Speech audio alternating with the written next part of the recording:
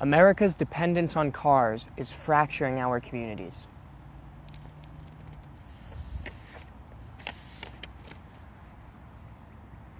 While I was born in Blackwood, New Jersey, and lived there for the first 8 years of my life, the most impactful and memorable years of my adolescence unfolded in Haddonfield, New Jersey.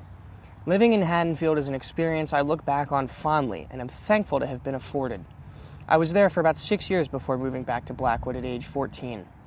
Since relocating to Blackwood, hindsight has made it clear to me that the thing that made living in Haddonfield so special was the walkability of the town. Haddonfield is a beautiful, tight-knit town full of small businesses, parks, and recreation centers. Despite constantly doing things in town with my peers, we hardly ever planned anything. In the long days of summer, we would wake up in the morning and simply walk out our doors and head downtown. It was only a matter of time before you ran into someone you knew and got up to something. Through this law of attraction, groups of 2 would turn to 4, then 6, then 10, then 15, and so on. These were great times. We were all young teenagers, free to organize our own spontaneous adventures without oversight from parents, without laboriously arranging how we would all find each other and what we would do, and most importantly, without having to rely on adults in their cars to cart us around. When returning to Blackwood, I was no longer met with wide sidewalks, plentiful crosswalks, endless small businesses and parks, or easy-to-navigate grid-shaped neighborhoods.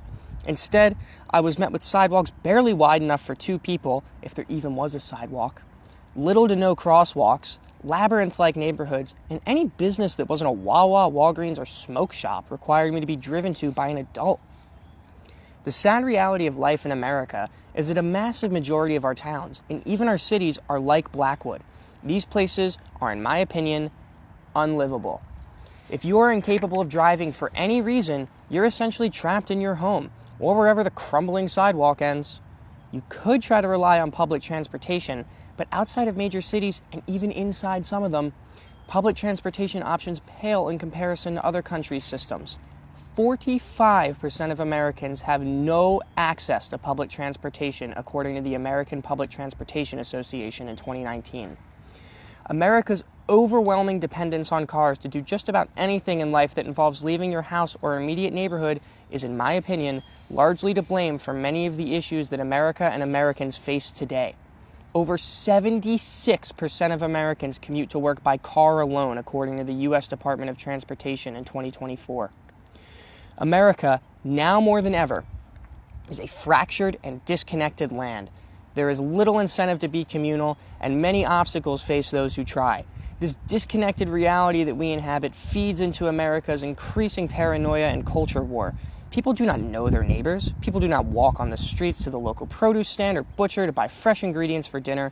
People do not spend their days or nights off carelessly strolling wide sidewalks, striking up conversations with peers in the shadows of mixed-use dwellings occupied by craftsmen, restaurants, hobbyist brewers, and residents alike.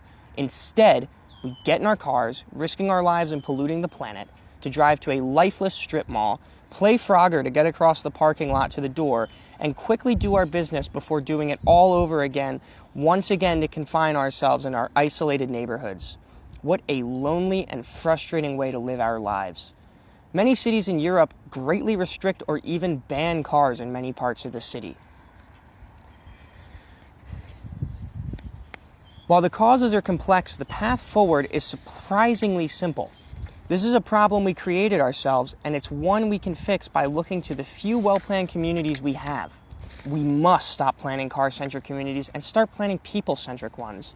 People-centric communities look exactly like Haddonfield. There are bike lanes, wide sidewalks, plentiful crosswalks, parks and town squares, community centers, and mixed-use small businesses owned by your neighbors, breathing life into the town and its people.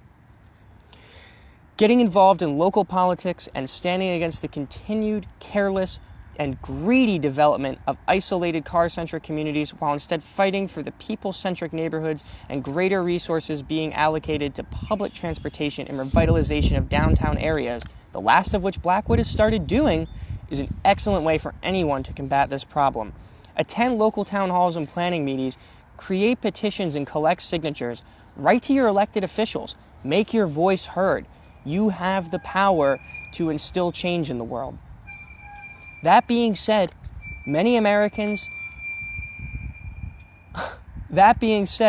Many Americans haven't made their voices heard on this issue because they know nothing but car-centric suburbia.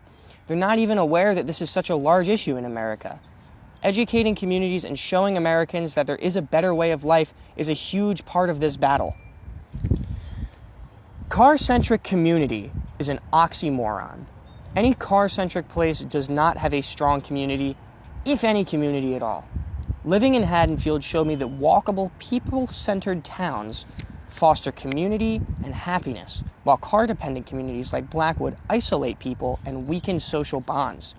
America must redesign its existing towns and plan its new ones to prioritize people, not cars. Because right now, it's no wonder Americans are so violent, so unhappy, so hopeless, so paranoid, so divided. We hardly get a chance to see each other.